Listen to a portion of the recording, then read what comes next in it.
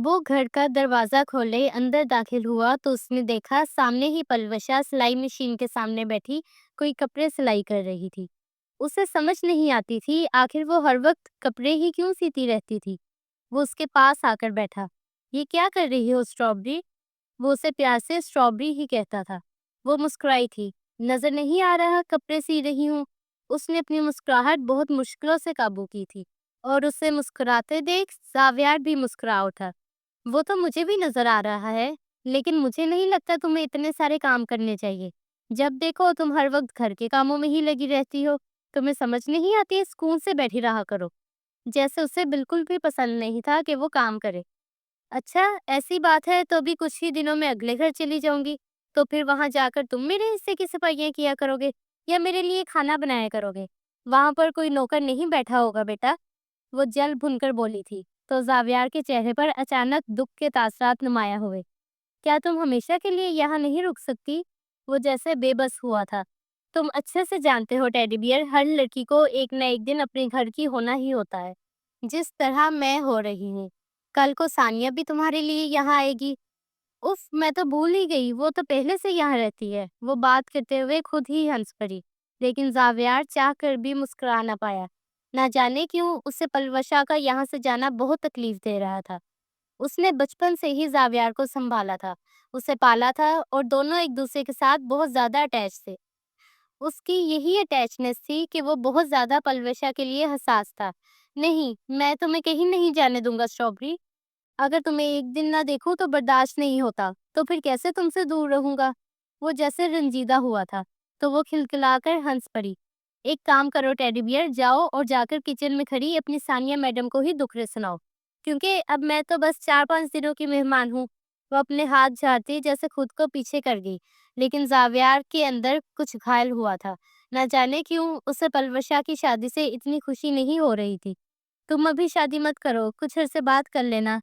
वो क्या कहने की कोशिश कर रहा था, उसकी कोई भी बात पलवशा की समझ नहीं आ रही थी। ये कैसी बच्चों वाली बातें कर रहे हो? शादी तो एक ना एक दिन होना ही होती है। पलवशा ने प्यार से समझाने की कोशिश की, लेकिन वो नफी में सर हिला रहा था। अगर तुम्हारी शादी हो जाएगी तो मेरे काम कौन करेगा? मेरे कपड़े कौन इस्त्री करेगा? मेरे लिए नाश्ता कौन बनाएगा? वो जैसे उसे शादी ना करने के 20 बहाने बता रहा था और बस पलवशा उसे घूर कर रह गई। अब ये सारे कामों की आदत सानिया को डालो, क्योंकि अब वही तुम्हारे सारे काम करेगी। मुझे तो भई माफ रखो। वो दोनों हाथ जोड़ चुकी थी, तो जावियार उसे घूर कर रह गया। इससे पहले वो मजीद कोई बात करता, उसे किचन से कुछ खटपट की आवाज आई, तो वो उठा और किचन में दाखिल हुआ। उसने देखा सानिया किचन में बर्तन धो रही थी। ये क्या कर रही हो सानी? उसने जानबूझकर सवाल पूछा, हालांकि वो देख सकता था वो बर्तन धो रही है। और वो जो पहले ही गुस्से में थी, हाथों में पकड़ा स्पंज लिए वापस पलटी। अगर तुम यहाँ से गायब नहीं हुए जावी तो मैं तुम्हारा सर फाड़ दूंगी। जैसे उसे बहुत ज्यादा गुस्सा था। वो शुरू से ही बर्तन धोने से भागती थी, जैसे उसे ये बर्तन धोना बहुत बड़ी मौत नजर आता था। उसके इतने क्यूट फेस देखकर जावियार के चेहरे पर मुस्कुराहट बिखर गई। वो उसके करीब आया और जानबूझकर उसकी नाक दबाई। कितनी अच्छी लगती हो जब इस तरह गुस्सा करती हो, वो बहुत प्यार से बोला था और सानिया ने एक मुक्का उसके कंधे पर दे मारा। मैं पहले ही बता रही हूँ, शादी के बाद कोई काम नहीं करूंगी। अगर तुम्हें बिना काम वाली बीवी चाहिए तो शादी करूंगी, वरना जाओ। वो दोनों हाथ झाड़ती जैसे शदीद बेजार थी और जावियार हैरत से मुंह खोले उसे देखता रह गया। बेशक कोई काम न करना, लेकिन मेरे लिए अपने हाथों से खाना तो बना कर देना ही होगा, वो प्यार से बोला था। लेकिन सानिया के चेहरे पर गुस्सा आने लगा। मुझे पलवशा आप ही ना समझना, वही तुम्हारे लिए अपने हाथों से इतने अच्छे अच्छे खाने बनाकर खिला सकती है। मैं बिल्कुल वैसी नहीं हूँ, पहले ही बता देती हूँ, आई समझ? उसे घूर कर बोली थी और फिर जल्दी से अपने हाथ धोती किचन से बाहर निकल गई और जावियार उसे देखता रह गया। ये एक कुरैशी हाउस था, जिसमें जमान कुरैशी और रहमान कुरैशी रहते थे। जमान कुरैशी बड़े भाई थे, उनके 3 बेटे थे। बड़ा बेटा जावियार जो 22 साला खूबसूरत नौजवान था। छोटा बेटा 19 साला फहाम और उससे छोटा 16 साला अरहम था। जबकि दूसरी तरफ रहमान साहब के 2 बच्चे थे। बड़ी बेटी 19 साला सानिया और उससे छोटा 16 साला अय्याम। उनके अलावा जमान साहब और रहमान साहब की एक बहन और भी थी, जिसका नाम नादिया था। उनकी एक ही बेटी थी, 27 साला पलवशा। نادیہ بیگم کے شوہر کا انتقال ہو گیا تھا، اس لیے پلوشا کے بچپن میں ہی وہ نادیہ بیگم کو اپنے ساتھ لیے قریشی ہاؤس آ چکے تھے، اس لیے وہ بچپن سے ہی یہاں رہتی تھی۔ اور پلوشا کی شادی ابراہیم نامی ایک خوبصورت نوجوان سے طے ہو چکی تھی، اور کچھ دنوں میں ان دونوں کی شادی تھی۔ گھر میں ہر طرف خواتین شادی کی تیاریوں میں لگی ہوئی تھی۔ وہ کچن سے باہر نکلا تو اس نے دیکھا کہ اس کی ماں، چچی اور پھپھو سارے ہی گھر میں داخل ہو رہے تھے۔ وہ سارے بازار کے چکر لگا رہے تھے کیونکہ شادی کے دن سر پر تھے، اس لیے روز ہی خواتین کے بازاروں کے چکر لگ رہے تھے۔ پلوشا بہت اچھی ٹیلر تھی، اپنے جہیز کے سارے کپڑے وہ خود ہی سی رہی تھی۔ اس کے علاوہ گھر میں ہر قسم کا کام وہ کر لیتی تھی، چاہے کوئی بھی کام ہو، کھانا بنانے سے لے کر صفائی کرنے تک، اور زاویار تو جیسے اس پر ہی ڈیپینڈ ہوتا تھا۔ وہ جب پیدا ہوا تھا تب پلوشا صرف 5 سال کی تھی۔ اس نے کسی ماں کی طرح اسے پالا تھا۔ وہ اپنی ماں سے زیادہ پلوشا کے ساتھ رہنا پسند کرتا تھا، اور بچپن سے ہی اس کے لیے وہ سب کچھ تھی۔ اور اب اس کی شادی کے دن جو قریب آ رہے تھے، ویسے ویسے زاویار اداس ہوتا جا رہا تھا۔ رات کا وقت تھا، سارے گھر والے لاؤنج میں بیٹھے ہوئے تھے۔ رحمان صاحب اور زمان صاحب بھی یہی موجود تھے۔ میں سوچ رہا ہوں پلوشا اور ابراہیم کی شادی کے موقع پر زاویار اور ثانیہ کا نکاح بھی کر دیتے ہیں۔ وہ دونوں بچپن سے ہی منگیتر تھے، اور تایا کی یہ بات سنتے ثانیہ کے چہرے پر مسکراہٹ بکھری تھی۔ زاویار بھی مسکرایا تھا، اسے لگا جیسے کوئی اچھا کام بھی اس شادی میں ہو رہا ہے، ورنہ پلوشا کا جانا بہت ہی زیادہ تکلیف دے رہا تھا۔ ٹھیک ہے بھائی صاحب، بالکل ٹھیک کہہ رہے ہیں۔ رحمان صاحب بھی مان گئے۔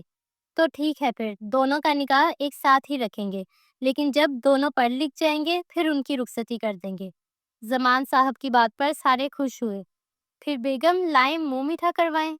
رحمان صاحب نے اپنی بیوی کو کہا تو وہ فوراً اٹھی اور کچن میں غائب ہوتی مٹھائی لے کر آئی تھی، اور پلوشا بھی مسکرا رہی تھی۔ اس نے مسکراتے ہوئے زاویار کے کندھے پر ہاتھ رکھا۔ لو جی، مبارک ہو تمہیں، بہت تکلیف ہو رہی تھی میری شادی پر، اب تمہارا بھی نکاح ہوگا۔ اب مجھے بھول جاؤ اور صرف ثانیہ کے بارے میں سوچنا۔ وہ مزاقیہ لہجے میں کہہ رہی تھی، لیکن اس کی یہ بات زاویار کے سینے میں کسی کانٹے کی طرح چبھی تھی۔ بے شک پلوشا اور ثانیہ میں کوئی بھی مقابلہ نہیں تھا، لیکن پلوشا ہر لحاظ سے بہتر تھی۔ وہ دونوں ہی خوبصورت تھی، لیکن ثانیہ اکثر گھر کے کاموں پر بہت برے برے منہ بناتی تھی، جیسے اسے بس کام نہ ہی کرنا پڑے۔ وہ اپنے کمرے میں لیٹا ہوا تھا، نہ جانے کیوں، لیکن اسے اپنے نکاح کی بھی کوئی خاص خوشی نہیں ہوئی تھی جس طرح اسے ہونی چاہیے تھی۔ وہ بچپن سے ہی ثانیہ کو پسند کرتا آیا تھا، اور بچپن میں اس نے زبردستی اپنے والدین کو کہتے ہوئے اپنی منگنی ثانیہ سے کروائی تھی۔ لیکن پلوشا کے جانے کا غم ہر چیز پر حاوی ہو رہا تھا۔ وہ کمرے کا دروازہ کھولے اندر داخل ہوئی تو اس نے حیرت سے اندھیرے کو دیکھا۔ آگے بڑھتے اس نے ساری لائٹس آن کی تو وہ بیڈ پر اوندھے منہ لیٹا نہ جانے کیا سوچ رہا تھا۔ تمہیں کیا ہوا ہے ٹیڈی بیئر؟ اس کے پاس پہنچ کر وہ بیڈ پر بکھرے سارے پھیلاوے کو سمیٹ رہی تھی۔ وہ جیسے ہی اس کمرے میں داخل ہوتی تھی تو ہمیشہ پہلے اس کا بکھرا ہوا پھیلاوا سمیٹتی تھی۔ پلوشا کی آواز سے وہ سیدھا ہوا تو وہ سارا کچھ سمیٹ کر اس کے پاس ہی بیٹھ گئی۔ کیا بات ہے، تم اتنے پریشان کیوں لگ رہے ہو؟ کہ اپنے نکاح کی کوئی خوشی نہیں ہوئی؟ اس نے سنجیدگی سے پوچھا تھا۔ وہ دیکھ سکتی تھی زاویار کی آنکھوں میں کوئی تکلیف تھی۔ تم کیوں جا رہی ہو؟ تم یہیں رک جاؤ، اگر تم چلی گئی تو پھر میرا خیال کون رکھے گا؟ وہ کسی ننھے بچے کی طرح اس کا ہاتھ پکڑے اپنے سر پر رکھتا ہوا پوچھ رہا تھا، اور پلوشا نے دہل کر اسے دیکھا تھا۔ وہ آج سے پہلے تو ایسا کبھی نہیں کرتا تھا۔ کیا ہو گیا ہے زاویار؟ ہر لڑکی کی شادی ہوتی ہے، ہر لڑکی کو اپنے گھر جانا ہوتا ہے۔ اب تم اس طرح سے ایموشنل ہو جاؤ گے تو پھر میں کیسے جا پاؤں گی؟ اور ویسے بھی ثانیہ کے بارے میں سوچو، کیا ہر وقت میرے بارے میں سوچتے رہتے ہو؟ اس بار وہ کافی سنجیدگی سے بولی تھی کہ زاویار اسے دیکھتا رہ گیا۔ یہ تم ہر بات میں کیوں ثانیہ کو درمیان میں لے آتی ہو؟ اسے جیسے غصہ آیا تھا، اور بہت ہی بے یقینی سے پلوشا نے اس کا یہ رویہ دیکھا تھا۔ ثانیہ ہے ہی اتنی اچھی کہ میں اسے درمیان میں لاتی ہوں، اور ویسے بھی تمہاری زندگی صرف ثانیہ کے گرد گھومنی چاہیے۔ وہ اسے سختی سے تاکید کر رہی تھی، اور زاویار خاموش ہو کر رہ گیا۔ چلو آؤ، کھانا کھا لو۔ 2 منٹ بعد ہی وہ بیڈ سے اٹھ گئی۔ مجھے نہیں کھانا، تم جاؤ اور خود ہی کھاؤ، وہ غصے سے بولا تھا تو پلوشا مسکرا اٹھی۔ میرے پیارے بھائی نہیں ہو، چلو اٹھو۔ وہ اس کا کندھا پکڑے اٹھا رہی تھی۔ ویسے یہ بہت غلط بات ہے، ہر بار تم مجھے جذباتی کر دیتی ہو۔ تمہارا بھائی ہوں اس لیے سب کچھ برداشت کر جاتا ہوں۔ اس بار وہ بھائیوں والے مان سے بولا تھا اور ان دونوں کا رشتہ بھی تقریباً ایسا ہی تھا۔ سب جانتے تھے کہ وہ دونوں ایک دوسرے کے لیے بہن بھائی سے بڑھ کر ہیں۔ وہ زبردستی اسے اٹھا کر اپنے ساتھ کمرے سے باہر لے آئی اور زاویار مسکرا اٹھا۔ وہ پلوشا کی کسی بات کو منع نہیں کر سکتا تھا۔ سب نے اسے دیکھ کر سکون کی سانس لی۔ سارے گھر والے ہی نوٹ کر چکے تھے وہ کافی پریشان رہتا ہے۔ یقیناً پلوشا کی شادی کی وجہ سے وہ اداس ہو جاتا تھا، کیونکہ اس نے ساری زندگی پلوشا سے اپنے ناز نخرے اٹھوائے تھے اور اب اس کا اس گھر سے جانا جیسے برداشت نہیں ہو رہا تھا۔ سارے خوش گپیوں میں کھانا کھا رہے تھے۔ وہ یونیورسٹی سے واپس آ رہا تھا جب اس نے دیکھا کہ سگنل پر ابراہیم کی بائک آ کر رکی۔ وہ سگنل سے کافی دور تھا، لیکن وہ یہاں سے بھی دیکھ سکتا تھا کہ ابراہیم کے پیچھے پلوشا بیٹھی تھی۔ شدید تکلیف اور غصے کی ایک لہر زاویار کے بدن میں اتری تھی۔ اس نے بے یقینی سے ان دونوں کو دیکھا جو ہنستے مسکراتے کوئی بات کر رہے تھے۔ اس سے پہلے وہ بائک سے اتر کر ان دونوں تک جاتا، سگنل کھل چکا تھا اور وہ دونوں جا چکے تھے۔ زاویار کی آنکھیں غصے سے لال ہوں۔ وہ بائک بھگاتا 10 منٹ سے پہلے گھر پہنچا۔ وہ بہت غصے میں تھا۔ وہ جیسے ہی لاؤنج میں داخل ہوا تو سارے ہی تقریباً یہاں بیٹھے ہوئے تھے۔ پھپھو پلوشا کہاں ہے؟ اس نے بہت ہی زیادہ غصے سے پوچھا تھا۔ ارے وہ تو ابراہیم کے ساتھ شاپنگ پر گئی ہے، جو آپ چچی کی طرف سے آیا تھا۔ اور زاویار کے بدن میں غصے کی شدید لہر اتر گئی۔ اس کے ساتھ کیوں گئی ہے وہ؟ میں مر گیا تھا کیا؟ مجھے کہتی میں اسے لے جاتا۔ وہ اتنی زور سے چلایا کہ سارے حیران رہ گئے۔ ماں نے دہل کر بیٹے کی طرف دیکھا۔ کیا ہو گیا ہے بیٹا؟ وہ اس کا ہونے والا شوہر ہے۔ اگر وہ دونوں شادی سے پہلے ایک ساتھ جا کر کچھ شاپنگ کر لینا چاہتے تھے تو اس میں حرج ہی کیا ہے؟ ویسے بھی تمہارے باپ نے اجازت دی تھی۔ ماں کی بات سنتے زاویار کو مزید غصہ آ گیا۔ اس سے پہلے وہ کوئی بات کرتا، ہنستی مسکراتی پلوشا گھر میں داخل ہو رہی تھی۔ وہ 1 منٹ سے پہلے پلوشا کے سامنے پہنچا۔ کہاں گئی تھی؟ وہ اتنی زور سے چلایا کہ پلوشا کی مسکراہٹ اگلے ہی پل غائب ہوئی۔ ابراہیم کے ساتھ شاپنگ پر گئی تھی۔ پلوشا کی بات سنتے زاویار کا دل چاہا اس کے منہ پر ایک تھپڑ کھینچ کر دے مارے۔ ابراہیم بھی ان کے پیچھے ہی گھر میں داخل ہو رہا تھا۔ آج کے بعد تم کسی دوسرے کے ساتھ کہیں بھی نہیں جاؤ گی۔ اگر کہیں بھی جانا ہوگا تو میرے ساتھ جاؤ گی، مگر میرے علاوہ کسی دوسرے کے ساتھ بالکل نہیں جاؤ گی۔ نہ جانے وہ اتنے غصے میں کیوں آیا تھا، اور پلوشا نے دہل کر اسے دیکھا۔ کیا ہوا ہے؟ ابراہیم نے لاؤنج میں داخل ہوتے ہوئے پوچھا۔ تم چلو میرے ساتھ، مجھے تم سے بات کرنی ہے۔ وہ غصے میں تھا، اس لیے پلوشا کا ہاتھ پکڑتے ہوئے اوپر سیڑھیاں چڑھتا غائب ہو گیا۔ ابراہیم نے بہت ہی زیادہ غصے سے یہ منظر دیکھا تھا۔ اسے سمجھ نہیں آتی تھی آخر زاویار کس حق سے پلوشا پر اپنی ملکیت جتاتا تھا۔ بیٹا آؤ بیٹھو، چائے پی لو، پھپھو نے لاؤنج کی صورتحال سنبھالتے ہوئے کہا۔ نہیں آنٹی، پھر کبھی آؤں گا، فی الحال مجھے جلدی ہے، بس میں پلوشا کو چھوڑنے کے لیے آیا تھا۔ وہ مزید وہاں نہیں رکا اور گھر سے نکل گیا۔ اوپر وہ ٹیرس میں غصے سے چکر کاٹ رہا تھا اور پلوشا پاس ہی کرسی پر بیٹھی تھی۔ کیا ہو گیا ہے زاویار تمہیں؟ ابراہیم کے سامنے کم سے کم اس طرح بات نہیں کرنی چاہیے تھی۔ اسے بہت برا لگا تھا۔ ایک تو نہ جانے ابراہیم کیا سوچتا ہوگا کہ اس کا بھائی کس طرح کا ہے۔ زاویار جو غصے سے چکر کاٹ رہا تھا، اس کے بڑھتے قدموں کو بریک لگی۔ واہ بھائی واہ، اس ابراہیم کی فکر ہے جو تمہارا کچھ نہیں لگتا، اور میرا کیا؟ تمہارا بھائی ہوں میں۔ خبردار اگر آج کے بعد کسی غیر مرد کے ساتھ گھر سے باہر نکلی۔ وہ انگلی اٹھائے چلایا تھا اور پلوشا نے دہل کر اسے دیکھا۔ زندگی میں پہلی بار اسے زاویار سے خوف محسوس ہوا تھا۔ وہ ایسا تو نہیں تھا، اسے کیا ہو گیا تھا؟ تم ہوش میں تو ہو؟ وہ میرا ہونے والا شوہر ہے، پلوشا بھی کچھ غصے سے بولی تھی۔ ہونے والا شوہر ہے مگر ابھی شوہر بنا نہیں ہے۔ وہ اسے بہت کچھ باور کروا چکا تھا۔ زاویار، اتنا غصہ کس بات پر آ رہا ہے؟ مجھے ساری زندگی اسی کے ساتھ گزارنی ہے۔ اس بار پلوشا نے کچھ پیار سے کہا تو زاویار کے سینے میں جیسے کسی نے خنجر مارا تھا۔ تم ابھی سے ہی اس ابراہیم کی ہو گئی ہو؟ اسے جیسے یقین نہیں آ رہا تھا۔ وہ پلوشا جس کی زبان پر ہر وقت زاویار زاویار رہتا تھا، اب اس کی زبان پر ابراہیم تھا۔ اسے بہت ہی زیادہ غصہ آیا تھا۔ زاویار، اس طرح بچوں جیسی حرکتیں کیوں کر رہے ہو؟ پلوشا نے کچھ ڈانٹتے ہوئے کہا۔ اچھا، میں بچوں جیسی حرکت کر رہا ہوں، اور تم تو میری بہن تھی، تم تو پل میں ہی بدل گئی ہو۔ آج کے بعد مجھ سے بات مت کرنا، اب تمہارے لیے سب کچھ ابراہیم ہی ہے، تو جاؤ ابراہیم سے ہی باتیں کرو۔ وہ غصے سے اٹھا اور اپنے کمرے میں جا کر غائب ہو گیا۔ और पलवशा को टेरेस तक उसके कमरे का दरवाजा जोर से बंद होने की आवाज आई। वो बेबसी से वहीं बैठी रह गई। ना जाने क्यों जावियार को इतनी इनसिक्योरिटी हो रही थी, वो समझ नहीं सकी। शादी के दिन जैसे जैसे करीब आ रहे थे, वैसे वैसे जावियार मजीद उदास रहने लगा था। उसने 4 दिनों तक पलवशा से कोई बात नहीं की थी। आज उनकी मेहंदी थी, वो तैयार ही अपने कमरे में बैठा था। ना जाने क्यों इतनी तकलीफ हो रही थी। रात अपने आखिरी पहरों पर थी। सारे मेहमान घर में थे। मेहंदी की रस्म शुरू होने में कुछ ही देर रहती थी और वो बेबसी से सारे घर में देख रही थी, जहाँ कहीं भी उसे जावियार नजर नहीं आ रहा था। वो जान चुकी थी कि जावियार अपने कमरे में बैठा होगा। वो कुछ देर पहले कमरे से बाहर आया था, सारे घर की सेटिंग वगैरह देखकर फिर वापस कमरे में घुस गया। वो पलवशा की शादी से बहुत ज्यादा आबदीदा था। जाने क्यों उसे अपने निकाह की भी कोई खुशी नहीं हो रही थी। वो सानिया जिससे वो बचपन से मोहब्बत करता आया था, उसे बीवी बनाने के लिए तो उसे बहुत ज्यादा खुश होना चाहिए था, लेकिन वो बहुत ज्यादा उदास था। वो कमरे का दरवाजा खोलती अंदर दाखिल हुई तो वो बेड क्राउन से टेक लगाए बैठा था। क्या हो गया है जावियार, इस तरह क्यों कर रहे हो? क्यों मुझे तकलीफ दे रहे हो? वो बेबसी से कहती उसके पास आकर ही बैठ गई। उसकी आवाज सुनते जावियार की आंखों से चंद आंसू टूट कर गिरे और गालों पर फिसलते हुए उसकी छोटी सी बियर्ड में जज्ब हो गए। वो आज बहुत खूबसूरत लग रही थी।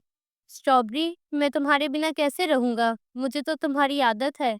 अगर तुम घर में ना हो तो कोई काम वक्त पर होता ही नहीं है, और मेरे सारे काम कौन करेगा? तुम कहीं मत जाओ। वो किसी छोटे बच्चे की तरह उसका हाथ पकड़े फरियाद करने लगा। टेडी बियर, ये कैसी बातें कर रहे हो? एक ना एक दिन तो मुझे अपने घर जाना ही है। और फिक्र मत करो, इब्राहिम बहुत अच्छे हैं। वो मुझसे मोहब्बत भी करते हैं और मेरा बहुत अच्छे से ख्याल रखेंगे। उसे लगा शायद जावियार इस बात पर उदास है कि यहाँ जिस तरह सब पलवशा से मोहब्बत करते थे, शायद वैसे वहाँ कोई ना कर सके। और ये बात सुनते जावियार ने गुस्से से मुट्ठियां भींच ली। खुदा के लिए, कम से कम आज के दिन उस इब्राहिम को हम दोनों के दरमियान से निकाल दो। वो बहुत गुस्से में था। अच्छा मेरे प्यारे भाई, इस तरह मत करो। देखो, मेरा अपना दिल नहीं कर रहा इस घर से जाने के लिए, लेकिन ये तो दस्तूर जिंदगी है। अब इस तरह करोगे तो मैं उदास हो जाऊंगी। चलो ठीक हो जाओ। उसकी आंखों से भी आंसू टूट कर गिर रहे थे और जावियार उसकी आंखों में आंसू कहाँ बर्दाश्त कर सकता था। वो आगे बढ़ा और उसे अपने सीने से लगा लिया। एक बात याद रखना, तुम्हारी जगह इस घर में और इस दिल में बहुत ऊंची है। तुम मेरे लिए बहुत खास हो। वो भाइयों की तरह एक मान से उसका सर थपथपाते हुए कह रहा था। हाँ, और तुम मेरे छोटे भाई कम और बेटे ज्यादा हो। वो भी उसी लाड से बोली। इतने में दरवाजा एक धार के साथ खुला और इब्राहिम की माँ दहलीज पर नमूदार हुई। वो दोनों जो अपने ध्यान बैठे हुए थे, अचानक उनके कानों में इब्राहिम की माँ की सख्त आवाज पड़ी। अस्तगफुरुल्लाह, ये क्या हो रहा है? दोनों क्या गुल खिला रहे हैं? वो गुस्से से चीखी थी और पलवशा एक पल से पहले जावियार से दूर हुई। आंटी, क्या हुआ है? उसने बेहद बेयकीनी से पूछा था। आय हाय, कितनी बदतमीज और कितनी बेहया हो। यहाँ बैठी उस लड़के के साथ आशिकी और मशूकी के किस्से पढ़ रही हो और मुझसे पूछ रही हो क्या हुआ है? वो इतनी जोर से चिल्ला रही थी कि सारे घर वाले इकट्ठे हो गए। क्या हुआ अम्मी, आप क्यों गुस्से में हैं? इब्राहिम ने अपनी माँ से पूछा। ये तो अपनी इस होने वाली बीवी से पूछो। मैंने खुद अपनी आंखों से इसे इस लड़के की बाहों में देखा है। इतने घटिया इल्जाम पर तो पलवशा साकित रह गई। उसने उसी बेयकीनी से इब्राहिम को देखा। आपका दिमाग तो नहीं खराब हो गया? किस तरह की बातें कर रही हैं? वो मेरी बहन है। जावियार भी चीखा था। आय हाय, किसने कहा तुम दोनों बहन भाई हो? सब जानती हूँ मैं। तुम जैसी लड़कियां ही होती हैं जो अपने ही कजन के साथ न जाने किस किस हद को पार कर चुकी होती है। भाई, मैं तो इस तरह की लड़की को कभी भी अपनी बहू नहीं बनाऊंगी। वो अब भी गलाजत बक रही थी और पलवशा को लग रहा था वो जमीन के अंदर तक धंसती जा रही है। आंटी, आप गलत समझ रही हैं। उसने बहते आंसुओं के दौरान इब्राहिम की माँ को वजाहत देने की कोशिश की, लेकिन वो औरत तो जैसे किसी भी वजाहत पर यकीन करने के लिए मुतमईन नहीं थी। बस, मुझे ज्यादा अकल देने की जरूरत नहीं है। मैंने अपनी आंखों से देखा है। अम्मी बस, इब्राहिम चिल्लाया था। उसकी माँ ने बहुत ही गुस्से से उसकी तरफ देखा। तुम्हें अपनी माँ की बातों पर यकीन नहीं तो उन दोनों से पूछो। बताओ, क्या तुम उसके गले नहीं लगी थी? वो पलवशा का बाजू पकड़े उसे झंझोड़ती हुई गुस्से से पूछ रही थी। اور پلوشا کو لگ رہا تھا وہ سارے خاندان کے سامنے رسوا ہو گئی ہے۔ میں کچھ پوچھ رہی ہوں۔ انہوں نے غصے سے پلوشا کو جھنجھوڑا تو 1 منٹ سے پہلے زاویار نے اس کا بازو ابراہیم کی ماں سے چھڑوایا۔ یہ کس طرح سے بات کر رہی ہیں آپ؟ ہاں، وہ میرے گلے لگی تھی، میری بہن ہے، میں اسے گلے لگا سکتا ہوں۔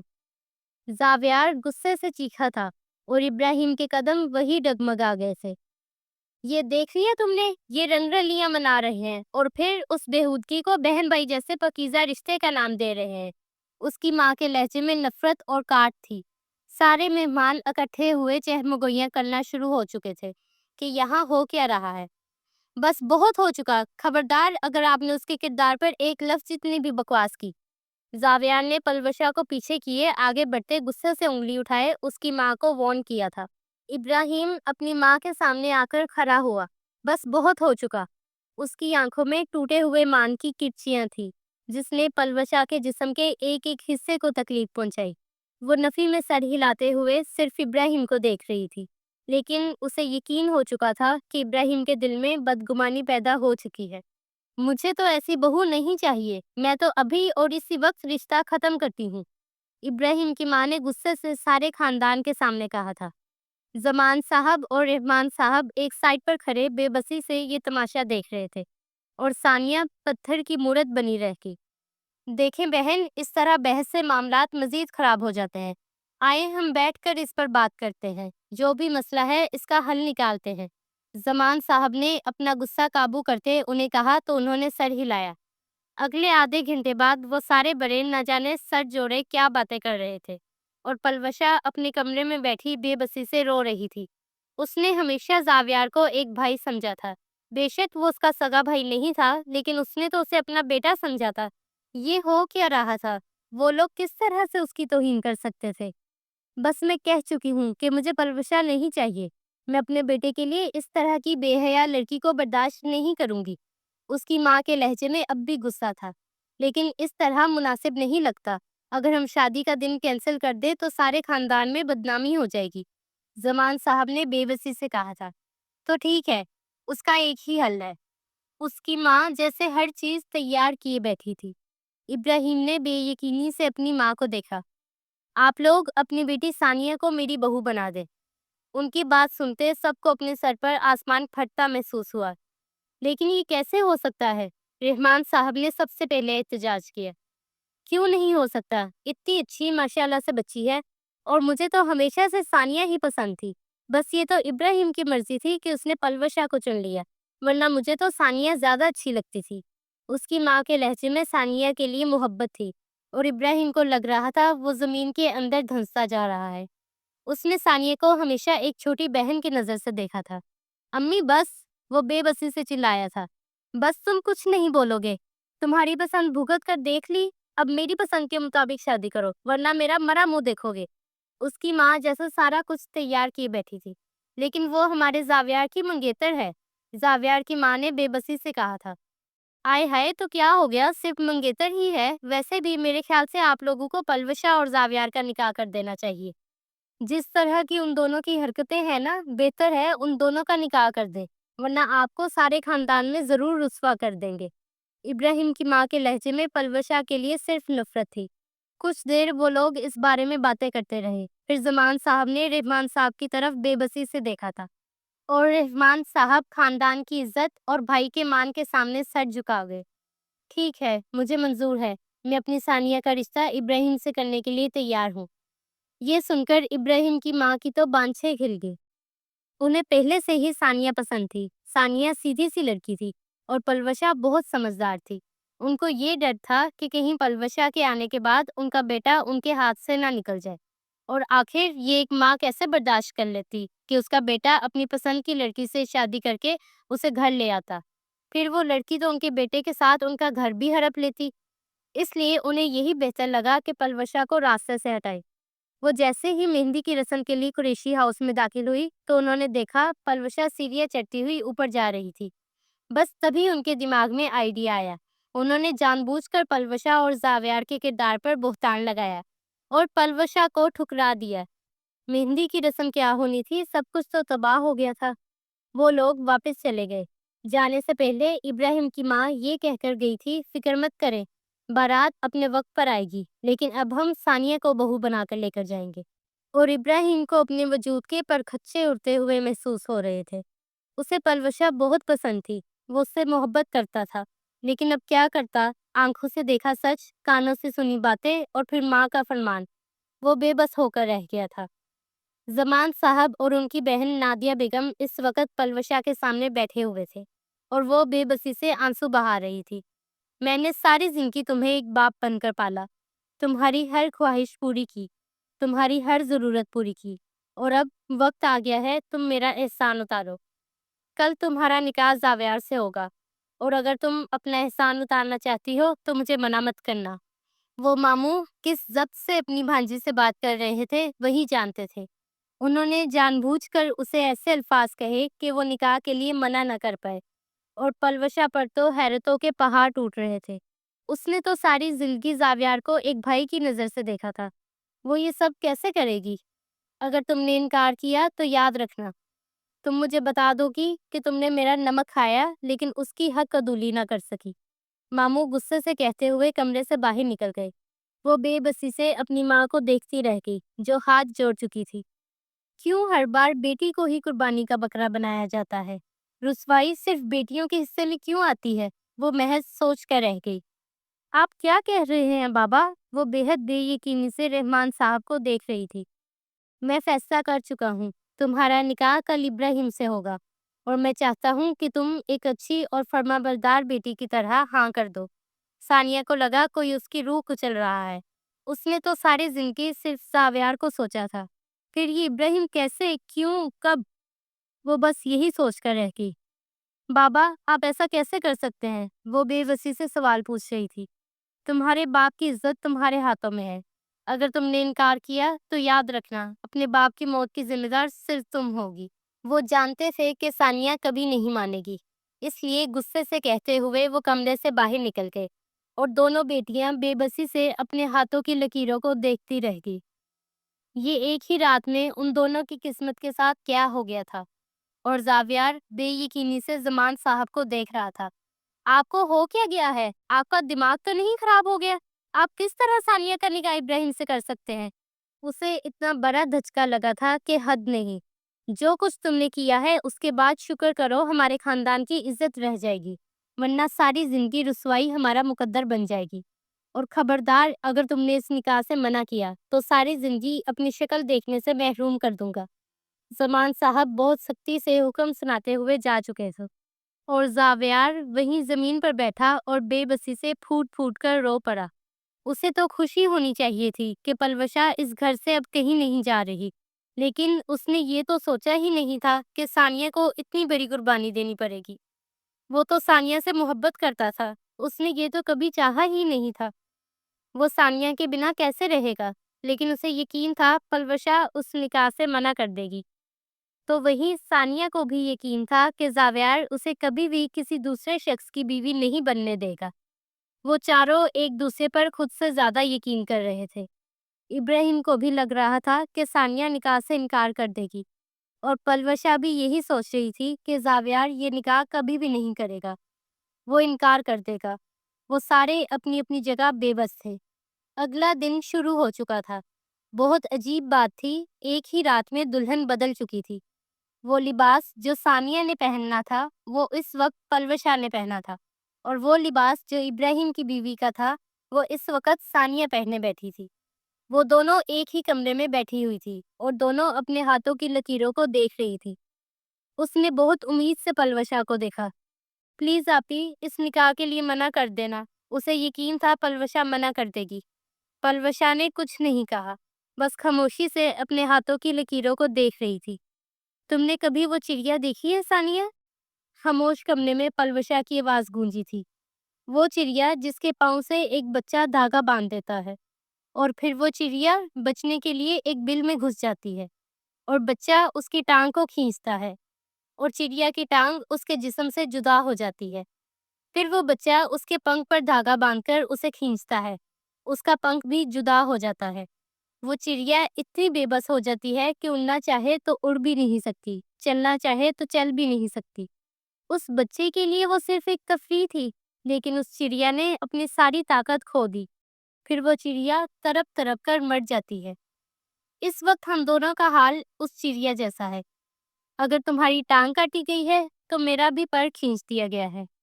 میں نہیں کر سکتی، مجھے بے بس کر دیا گیا ہے، جس طرح تمہیں کیا گیا ہے۔ اور ثانیہ بے بسی سے دیکھ کر رہ گئی۔ وہ کبھی بھی پلوشا سے نفرت نہیں کر سکتی تھی۔ وہ اس کی بہن تھی۔ ان دونوں نے بہت ساری اچھی یادیں ساتھ گزاری تھی۔ اگر وہ مجبور تھی تو پلوشا بھی مجبور تھی۔ ان دونوں سے نکاح کے لیے رضامندی لی گئی۔ ان دونوں نے رضامندی دے دی۔ پھر ابراہیم اور زاویار سے پوچھا گیا۔ زاویار نے بہت امید سے باپ کی طرف دیکھا۔ کیا آپ نے پلوشا سے پوچھ لیا؟ اسے یقین تھا پلوشا منع کر دے گی۔ وہ ہاں کر چکی ہے۔ پگھلتا ہوا سیسا تھا جو ان دونوں مردوں کے کانوں میں اترا، اور اس ایک پل میں زندگی میں پہلی بار زاویار کو پلوشا بری لگی تھی۔ سارے مہمان یہاں موجود تھے، اس لیے وہ کوئی تماشا نہیں کر سکتا تھا۔ بے بسی سے سر جھکا دیا، اور ابراہیم، جس کے دل میں امید تھی کہ پلوشا یا زاویار اس نکاح کے لیے منع کر دیں گے، وہ دونوں نکاح کر چکے تھے۔ ایک تلخ مسکراہٹ نے ابراہیم کے لبوں کو چھوا تھا۔ پھر اس نے بھی ثانیہ کو اپنے نکاح میں قبول کر لیا۔ یوں ان چاروں کی زندگیاں پل میں بدل گئیں۔ نصیب بدلے اور ہم سفر بھی بدل گئے۔ ثانیہ کو رخصت کر دیا گیا تھا۔ وہ آنسو پیتی اس گھر سے ہمیشہ کے لیے چلی گئی۔ اس نے تو ہمیشہ اس گھر میں رہنے کے خواب دیکھے تھے، لیکن یہ پلوں میں ہی کیا ہو گیا تھا۔ اور پلوشا کو بھی زاویار کے کمرے میں پہنچا دیا گیا تھا۔ وہ بے بسی سے اس کمرے کے در و دیوار تک رہی تھی۔ اس نے یہ تو سوچا ہی نہیں تھا۔ اور زاویار وہ ساری رات سڑک پر بے مقصد بائک دوڑاتا رہا۔ یہ سوچ ہی اس کی جان لے رہی تھی کہ آج ثانیہ کسی اور کے ساتھ ہے۔ اسے اتنی تکلیف ہو رہی تھی کہ حد نہیں۔ وہ جب آدھی رات کے بعد کمرے میں داخل ہوا تو بے یقینی سے پلوشا کو اپنے بیڈ پر بیٹھے دیکھا۔ وہ بیٹھے بیٹھے ہی سو گئی تھی۔ زاویار کے جسم میں غصے کی ایک شدید لہر اتری تھی۔ اگلے ہی پل وہ دروازہ لاک کرتے اس تک پہنچا۔ وہ سوئے ہوئے کتنی خوبصورت اور معصوم لگ رہی تھی، لیکن زاویار کے اندر تو تکلیف اور غصے کے تاثرات تھے۔ اس نے ایک ہی جھٹکے میں بیڈ تک پہنچ کر پلوشا کا بازو پکڑے اسے جھٹکا دے کر اٹھایا۔ پلوشا فوراً جاگ گئی۔ وہ حیرانی سے زاویار کو دیکھ رہی تھی، جو غصے سے پھٹنے کے لیے بس تیار بیٹھا تھا۔ تم جیسی لڑکی میں نے ساری زندگی نہیں دیکھی۔ تم تو کہتی تھی تم میری بہن ہو، پھر کس طرح اس نکاح کے لیے رضامندی دے دی؟ وہ اس کے چہرے کو اپنے ہاتھ میں دبوچتے ہوئے چلایا تھا، اور پلوشا کے اندر کہیں کچھ گھائل ہوا تھا۔ تم بھی تو مجھے اپنی بہن کہتے تھے، پھر تم نے کیوں اس نکاح کے لیے ہاں کی؟ تم بھی تو منع کر سکتے تھے۔ اور وہ بھی اتنی ہی قوت سے چلائی تھی۔ ایک تو بے بسی، اوپر سے اس شخص کا غصہ، اور زاویار کی غصے کا گراف مزید بڑھا تھا۔ میں نے منع کر دیا تھا، لیکن پھر میرے باپ نے کہا کہ تم نکاح کے لیے ہاں کر چکی ہو۔ اگر میں منع کرتا تو میرے باپ کا سارے خاندان میں تماشا لگ جاتا، اور تم تو یہی چاہتی ہو کہ میں اپنے باپ کو سارے خاندان میں رسوا کر دیتا۔ وہ بہت ہی زیادہ نفرت اور حقارت سے بولا تھا۔ اس نے ساری زندگی پلوشا سے اس لہجے میں بات نہیں کی تھی۔ پلوشا کو بہت دکھ ہوا تھا۔ میرا بھی تمہارے بارے میں یہی خیال ہے۔ تم تو میرے ٹیڈی بیئر تھے، پھر اس قسم کے بےہودہ۔ اس سے پہلے وہ اپنی بات پوری کرتی، زاویار نے اس کے چہرے کو مزید مضبوطی سے دبوچا تھا کہ پلوشا کے سارے جسم میں تکلیف کی لہر اٹھی تھی۔ اس کی بات وہیں کہیں رہ گئی۔ سارے دوست اس بات پر میرا مذاق اڑا رہے ہیں کہ میں نے اپنی محبت کسی غیر مرد کے حوالے کر دی، اور یہ سب صرف تمہاری وجہ سے ہوا ہے۔ ابھی تم نے میری وہ بےہودگی دیکھی ہی کہاں ہے؟ وہ ایک ایک لفظ چبا چبا کر کہتے ہوئے پلوشا کو کپ کپانے پر مجبور کر گیا تھا۔ تم جیسے بےہودہ مرد اور کر بھی کیا سکتے ہیں؟ وہ بھی غصے سے چلائی تھی۔ ہاں بالکل، میں تمہیں بتاؤں گا کیا کر سکتا ہوں۔ بہت شوق تھا میری بیوی بننے کا، تو اب تمہیں بہت اچھے سے بتاؤں گا کہ شوہر کیا ہوتا ہے۔ اس کا چہرہ چھوڑے وہ اس کے بال دبوچ کر اس کے اوپر جھکا تھا، اور پلوشا نے اس کے سینے پر مکہ مار کر خود سے دور کرنے کی کوشش کی، لیکن اس پر تو جیسے کوئی جنون سوار تھا۔ اس کے سارے دوست اس کا مذاق اڑا کر گئے تھے کہ اس نے خود سے 5 سالہ بڑی لڑکی سے شادی کر لی۔ پلوشا اس کے سینے پر مکے مارتی رہ گئی، لیکن وہ 22 سال کی عمر میں ہی کافی مضبوط اور طاقتور تھا کہ پلوشا کو قابو کر چکا تھا۔ وہ اپنی ساری وحشت اس کے اندر انڈیل رہا تھا، سارا غصہ اس کے اندر منتقل کر چکا تھا، اور پلوشا بے بسی سے آنسو بہاتی رہ گئی۔ اس نے کبھی زندگی میں نہیں سوچا تھا کہ وہ زاویار کا یہ روپ بھی دیکھے گی۔ ثانیہ اس کے ساتھ اس کے گھر میں داخل ہوئی تو ابراہیم نے بنا کسی رسم وغیرہ کے ثانیہ کو بس کمرے میں پہنچانے کا کہہ دیا۔ وہ جانتا تھا ثانیہ کے لیے دھچکا بہت بڑا ہے۔ وہ اس نکاح سے کتنی ناخوش ہے وہ جانتا تھا۔ کچھ دیر بعد وہ بھی کمرے میں داخل ہوا تو وہ بے بسی سے چھت کو گھور رہی تھی۔ وہ اس کے پاس ہی کچھ فاصلے پر بیڈ پر بیٹھ گیا۔ میں جانتا ہوں ثانیہ کہ تمہارے لیے یہ رشتہ بنانا اور اسے قبول کرنا بہت زیادہ مشکل ہے۔ فکر مت کرو، میں تمہیں مکمل طور پر سمجھوں گا۔ تم چاہو تو ہم دونوں دوست بن کر بھی رہ سکتے ہیں۔ تمہیں کسی بھی قسم کی کوئی بھی تکلیف پریشانی ہو تو تم مجھے کہہ سکتی ہو۔ یہ بھول جاؤ کہ میں تمہارا شوہر ہوں، صرف مجھے ایک دوست سمجھ لو۔ وہ بہت نرمی سے یہ باتیں کر رہا تھا اور ثانیہ کی آنکھوں سے آنسو کھسلتے ہوئے گالوں پر بہتے جا رہے تھے۔ فکر مت کرو، میں کبھی بھی اپنی کوئی حد پار نہیں کروں گا جب تک تم نہیں چاہو گی۔ میں اپنی حدود جانتا ہوں ثانیہ۔ وہ بہت ہی زیادہ تحمل سے بات کر رہا تھا۔ ثانیہ نے کچھ بھی نہیں کہا۔ میں سونا چاہتی ہوں، بس اس نے صرف 2 لفظ ادا کیے۔ ہاں ٹھیک ہے، تم یہ ڈریس چینج کرو اور سو جاؤ۔ اس نے ثانیہ کو کمفرٹیبل کرنے کی ہر ممکن کوشش کی اور کچھ ہی دیر میں ثانیہ سو گئی۔ ابراہیم بنا کچھ کہے کمرے سے باہر نکل گیا۔ کم سے کم وہ آج کی رات اس کمرے میں نہیں رہ سکتا تھا۔ اسے ثانیہ کو اپنانے کے لیے کہ وہ اس کی بیوی ہے، یہ سب پروسیس کرنے کے لیے کچھ وقت چاہیے تھا۔ دن کی روشنی پھوٹ چکی تھی۔ وہ زمین پر ہی بیڈ کے پاس بیٹھی آنسو بہا رہی تھی۔ اس کی ہچکیاں سارے کمرے میں گونج رہی تھی۔ وہ جو بیڈ پر اوندھے منہ پڑا سو رہا تھا، پلوشا کی ہچکیوں سے اٹھ کر بیٹھا۔ ایک نظر اسے دیکھا جو زمین پر بیٹھی آنسو بہا رہی تھی۔ وہ بیڈ سے اٹھا، اپنی شرٹ اٹھا کر پہنی، پھر اس کے پاس زمین پر ہی بیٹھا۔ کیوں رو رہی ہو؟ کوئی مر گیا ہے؟ اس کے لہجے میں کوئی غصہ نہیں تھا لیکن بیزاریت تھی۔ پلوشا نے کچھ نہیں کہا، بس اپنا رونا جاری رکھا۔ آخر اتنی تکلیف کس بات کی ہو رہی ہے؟ شوہر ہوں تمہارا، تمہیں نہیں پتا شوہر اپنا حق بھی لیتے ہیں؟ میں نے بس اپنا حق ہی لیا ہے، وہ جیسے چبا چبا کر بولا تھا۔ یا پھر اس بات پر تکلیف ہو رہی ہے کہ آج ابراہیم کی جگہ میں نے؟ اس سے پہلے وہ اگلا لفظ ادا کرتا، پلوشا نے تیزی سے اس کے منہ پر ایک تھپڑ دے مارا۔ میں نے تم جیسا گھٹیا مرد اپنی ساری زندگی میں نہیں دیکھا زاویار قریشی۔ مجھے لگتا تھا تم بہت اچھے انسان ہو، لیکن تم بہت ہی گھٹیا مرد ہو۔ وہ اپنی پوری طاقت سے چلائی تھی اور زاویار جیسے ہوش میں آیا تھا۔ اب وہ زمین سے اٹھ رہی تھی اور واش روم کی طرف جا رہی تھی اور زاویار 2 پلوں کے لیے اسے دیکھتا رہا، پھر دوبارہ اپنے سخت کھول میں لپٹ گیا۔ ان کی شادی کو 1 ہفتہ ہو گیا تھا اور اس 1 ہفتے میں اس کے بعد پلوشا اس کے کمرے میں نہیں آئی۔ وہ صاف کہہ چکی تھی اسے زاویار کے ساتھ رہنا ہی نہیں ہے۔ گھر والوں میں سے کسی نے بھی فورس نہیں کیا۔ وہ جانتے تھے ان کا رشتہ کیسا ہے، اس لیے انہیں وقت لگے گا ایک دوسرے کے ساتھ ایڈجسٹ ہونے میں۔ اور اس 1 ہفتے میں ابراہیم کی ماں نے ثانیہ سے جیسے ہی گھر کے کاموں کے لیے کہا تو ثانیہ نے صاف ہری جھنڈی دکھا دی اور ابراہیم سے ڈائریکٹ کہہ دیا، میں اپنی پڑھائی کر رہی تھی، مجھے گھر کے کاموں کا زیادہ پتہ نہیں تھا، نہ ہی میں نے کبھی گھر کے کام کیے تھے۔ وہاں گھر کے سارے کام ہی پلوشا آپ ہی کرتی تھی اور میں صرف پڑھنا چاہتی ہوں، مجھے گھر کے کاموں کا کوئی شوق نہیں، نہ ہی مجھے کوئی کام کرنے آتے ہیں۔ وہ ابراہیم کے سامنے بیٹھے سنجیدگی سے بتا رہی تھی اور ابراہیم مسکرا دیا، تمہیں کسی قسم کی کوئی بھی ٹینشن لینے کی ضرورت نہیں ہے، گھر کے سارے کام ہو جائیں گے، بس تم اپنی پڑھائی پر فوکس کرو اور فکر مت کرو، میں تمہارا خود پڑھائی میں مددگار بنوں گا، تمہیں کسی بھی چیز کی ضرورت ہو مجھے کہو۔ ابراہیم ثانیہ کو وقت دے رہا تھا، اتنے بڑے حادثے سے گزرنے کے بعد وہ نارمل ہو سکے۔ میں کل سے ہی یونیورسٹی جوائن کرنا چاہتی ہوں، ویسے بھی شادی کو 1 ہفتہ گزر چکا ہے، یہ بہت ہے، وہ کہہ چکی تھی۔ ٹھیک ہے، مجھے کوئی مسئلہ نہیں، میں تمہیں خود یونیورسٹی پک اینڈ ڈراپ کر دیا کروں گا۔ لیکن آپ کی ماں؟ ثانیہ کی بات پر ابراہیم کے چہرے پر مسکراہٹ بکھری تھی۔ فکر مت کرو، تم تو میری ماں کی پسندیدہ بہو ہو، تمہاری خاطر وہ کچھ بھی کر لیں گی۔ یہ بات کہتے ہوئے ابراہیم کے چہرے پر طنزیہ اور تلخ مسکراہٹ نمودار ہوئی تھی۔ ثانیہ نے مزید بنا کچھ کہے اس بات میں سر ہلایا اور جیسے ہی اس نے یہ بات اپنی ماں کو بتائی تو اس کی ماں کے سر پر جیسے کسی نے آسمان پھوڑا تھا۔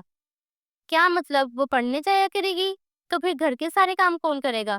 اس کی ماں کے تو ہاتھ پاؤں پھولے تھے۔ کیا مطلب گھر کے کام کون کرے گا؟ آپ ہیں نا، آپ کر سکتی ہیں گھر کے کام، اور آپ کی بیٹی بھی ہے۔ ابراہیم کی ایک بہن بھی تھی۔ فی الحال وہ یونیورسٹی پڑھنا چاہتی ہے، اس لیے میں کسی قسم کا تماشا نہیں چاہتا۔ ویسے بھی آپ کو بہت شوق تھا ثانیہ کو اپنی بہو بنا کر لانے کا، تو لے آ گئی ثانیہ آپ کی بہو۔ اگر وہ کوئی کام نہیں کرنا چاہتی تو آپ اسے کسی کام کے لیے بھی فورس نہیں کریں گی۔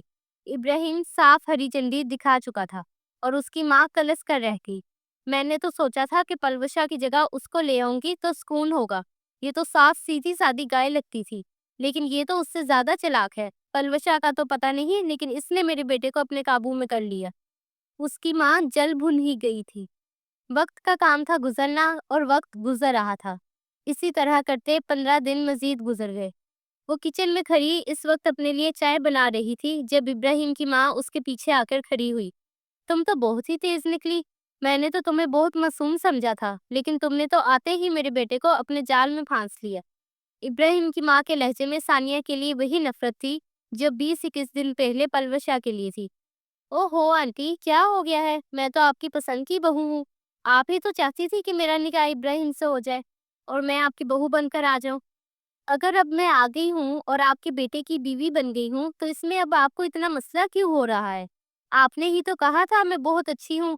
یا پھر کہیں ایسا تو نہیں کہ آپ کو لگتا تھا کہ پلوشا جیسی سمجھدار لڑکی کے ہاتھوں آپ کا بیٹا بگڑ جائے گا، اس لیے آپ نے ان کے کردار پر الزام لگا کر انہیں اپنے راستے سے ہٹا لیا اور مجھ جیسی سادہ سی لڑکی کو اپنی بہو بنا لیا؟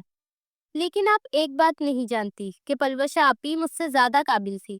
وہ ہر کام کر لیتی تھی، لیکن میں ویسا کچھ نہیں کر سکتی، نہ ہی کرنا چاہتی ہی۔ اور جہاں تک رہی بات آپ کے بیٹے ابراہیم کی، تو اگر وہ بیوی کی کوئی بات سنتا ہے، مانتا ہے، تو اس میں زن مریدی کہاں سے آ گئی؟ آخر آپ کی پسند کی بہو ہوں، اب تو آپ اس سے شکایت بھی نہیں کر سکتی۔ ثانیہ کا لہجہ عام تھا، لیکن اس کی ماں کو لگ رہا تھا جیسے وہ طنز کر رہی ہے۔ مجھے تو لگا تھا کہ پلوشا ایسی ہے، لیکن تم ایسی نکلو گی مجھے امید نہیں تھی۔ وہ اس بار غصے سے بولی تھی تو ثانیہ کہکا لگا کر ہنس پڑی۔ آپ نے چار زندگیاں برباد کر دی، تو آپ کو کیا لگا تھا آپ کو ایک سادھو اور فرما بردار بہو ملے گی؟ یہ تو شکر ادا کرے کہ میں نے آپ کے بیٹے کی عزت رکھتے ہوئے نکاح کر لیا۔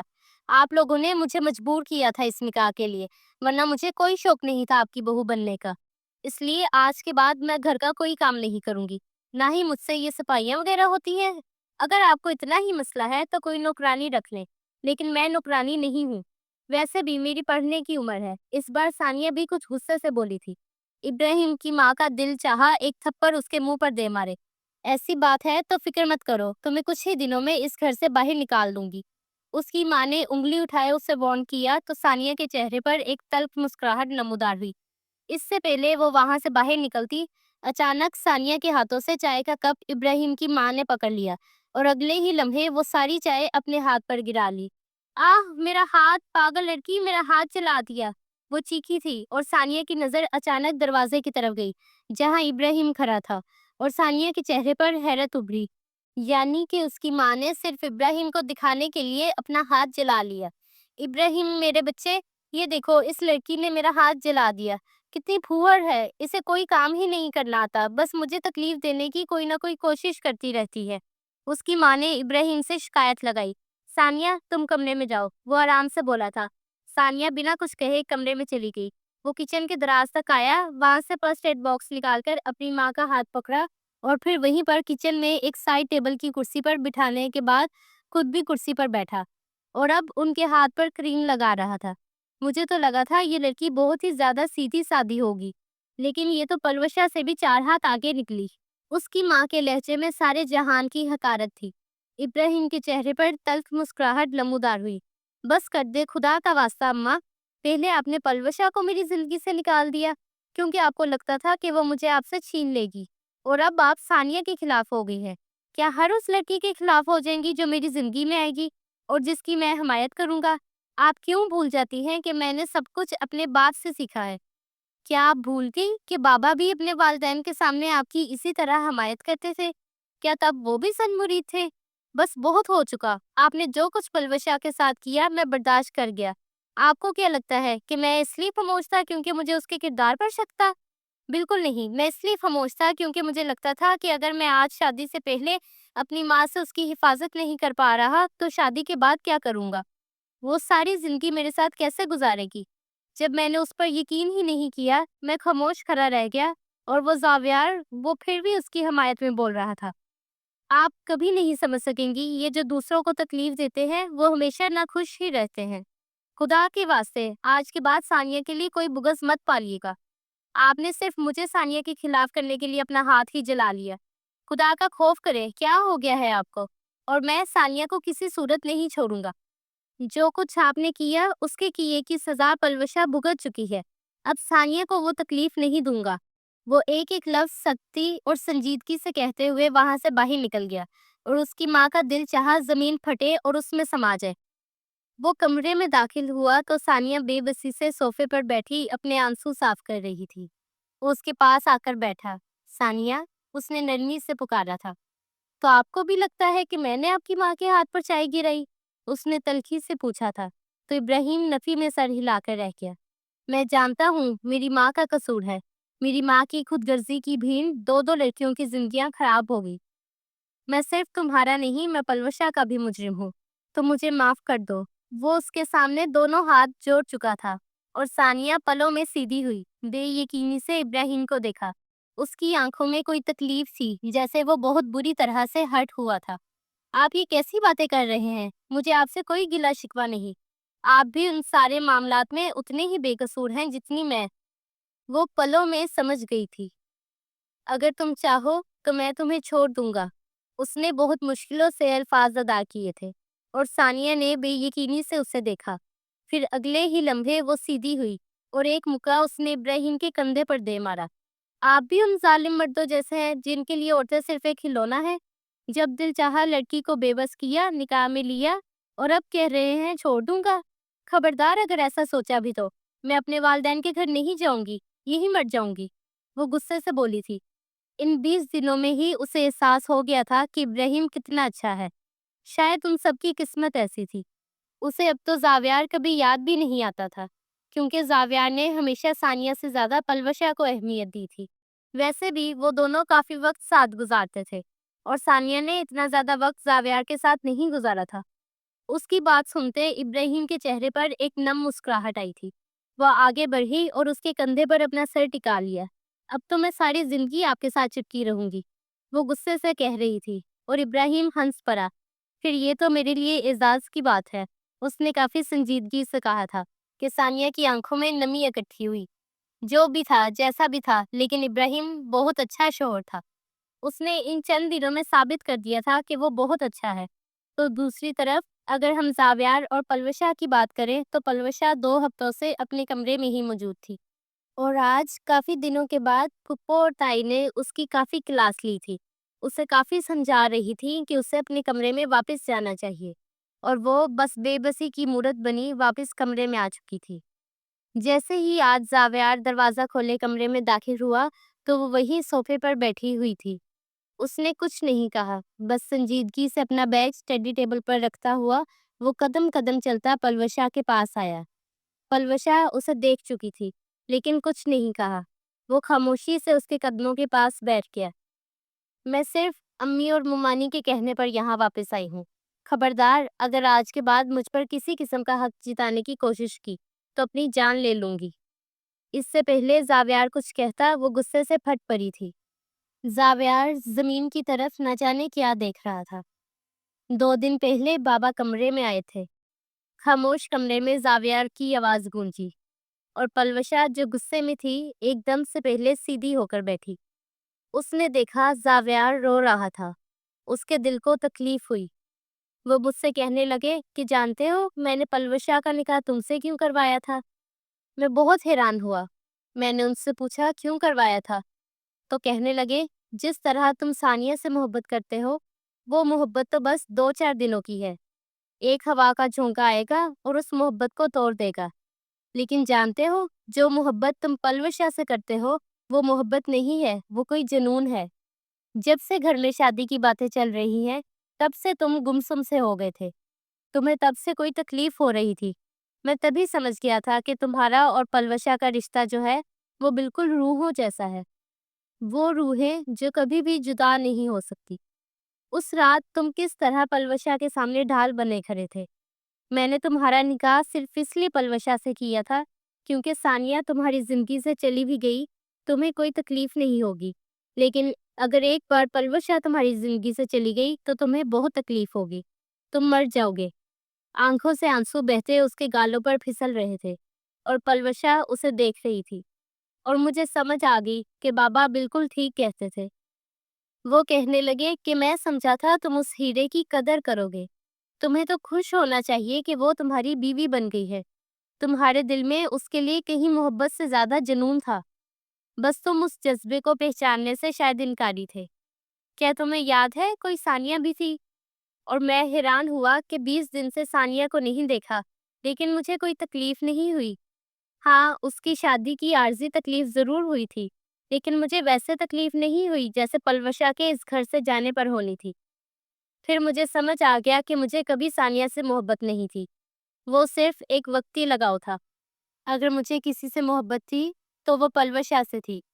اس نے اس سارے میں پہلی بار پلوشا کو دیکھا تھا، اور پلوشا کی آنکھیں آنسوؤں سے بھیگ گئی تھی۔ میں یہ کیوں بھول گیا کہ میں تو اپنی اسٹرابری کو تکلیف دے رہا ہوں؟ کیا میں اتنا برا ہوں؟ کیا ایک لڑکا خود سے بڑی لڑکی سے شادی نہیں کر سکتا؟ آخر کیوں یہ معاشرہ اسے اتنی تکلیف دیتا ہے؟ کیوں لوگ باتیں بناتے ہیں؟ وہ بے بسی اور تکلیف سے کسی چھوٹے بچے کی طرح پلوشا سے پوچھ رہا تھا، اور پلوشا پل میں موم کا ڈھیر ہوئی تھی۔ وہ آہستگی سے اس کے قریب ہوئی اور بنا کچھ کہے اس کا سر اپنے کندھے پر رکھا۔ جانتے ہو، حضرت محمد صلی اللہ علیہ وآلہ وسلم کی پہلی بیوی حضرت خدیجہ رضی اللہ تعالیٰ عنہا تھی۔ وہ ان سے پورے 15 سال بڑی تھی۔ انہوں نے خود نکاح کا پیغام ہمارے نبی کو بھیجا تھا۔ جب ہمارے نبی خود سے 15 سالہ بڑی عورت سے شادی کر سکتے ہیں تو پھر ایک عام مرد بھی کر سکتا ہے۔ ہمارے نبی نے ثابت کر دیا کہ خود سے بڑی عورت سے شادی کرنے میں کوئی حرج نہیں۔ یہ صرف لوگوں کی باتیں ہیں کہ اگر خود سے بڑی لڑکی سے شادی کر لو تو وہ تمہارے لیے بہتر نہیں ہے۔ میں نے تمہیں بہت محبت سے پالا اور بڑا کیا تھا۔ مجھے امید نہیں تھی کہ تمہارے اندر اتنا جنون اور غصہ ہوگا۔ وہ آخری بات بے بسی سے بڑبڑائی تھی، لیکن زاویار سن چکا تھا۔ کیا تم مجھے معاف کر سکتی ہو؟ وہ کسی ننھے بچے کی طرح پوچھ رہا تھا، اور پلوشا اس کے کپ کپاتے لبوں کو دیکھ رہی تھی۔ وہ سارا کپ کپا رہا تھا۔ تمہیں تو معافی مانگنی بھی نہیں آتی زاویار، افسوس سے نفی میں سر ہلاتی ہوئی جیسے وہ بہت بدمزہ ہوئی تھی۔ معافی کیسے مانگی جاتی ہے؟ وہ سیدھا ہوا اور اب آنکھوں ہی آنکھوں میں پلوشا کو دیکھے پوچھ رہا تھا۔ معافی سینہ تان کر مانگی جاتی ہے، اس طرح کسی سہمے ہوئے بچے کی طرح نہیں۔ وہ نرمی اور پیار سے سمجھا رہی تھی۔ لیکن میں تو ہمیشہ تم سے ایسے ہی معافی مانگتا ہوں۔ وہ اس کے سینے میں چہرہ چھپائے اب پھوٹ پھوٹ کر رو پڑا تھا، اور پلوشا پلوں میں موم کا ڈھیر بن گئی۔ میں جانتا ہوں میں نے بہت بڑی غلطی کی، تمہیں تکلیف دی، کیا تم مجھے معاف کر دو گی؟ اور پلوشا نم آنکھوں سے مسکرائی تھی۔ میں آج سمجھ گیا کہ بابا صحیح کہتے تھے، زاویار پلوشا کے بنا کچھ نہیں ہے۔ میں ساری زندگی ثانیہ کے بغیر رہ سکتا ہوں، لیکن تمہیں کسی دوسرے مرد کے ساتھ ایک پل کے لیے بھی برداشت نہیں کر سکتا۔ اس کے لہجے میں جنون تھا، اور آج پلوشا بھی سمجھ چکی تھی کہ وہ جنون کی آخری حد تک اس سے عشق کرتا ہے۔ چلو رونا بند کرو، پھر تمہیں معاف کر دوں گی۔ اس کے بالوں میں ہاتھ پھیرتی ہوئی وہ جیسے غمگین ہوئی تھی، تو زاویار نے بھی اپنے سارے آنسو پونچھ ڈالے۔ تم دنیا کی بہترین لڑکی ہو، وہ اس کے دونوں ہاتھ پکڑے محبت سے بولا تھا۔ معاف کرنا، لیکن تمہارے بارے میں یہ نہیں کہوں گی۔ وہ نم آنکھوں سے مسکرائی تھی، تو زاویار کے چہرے پر بھی تکلیف زدہ مسکراہٹ نمودار ہوئی۔ بس تم معاف کر دو، یہی بہت بڑی بات ہے، تم کچھ مت کہو۔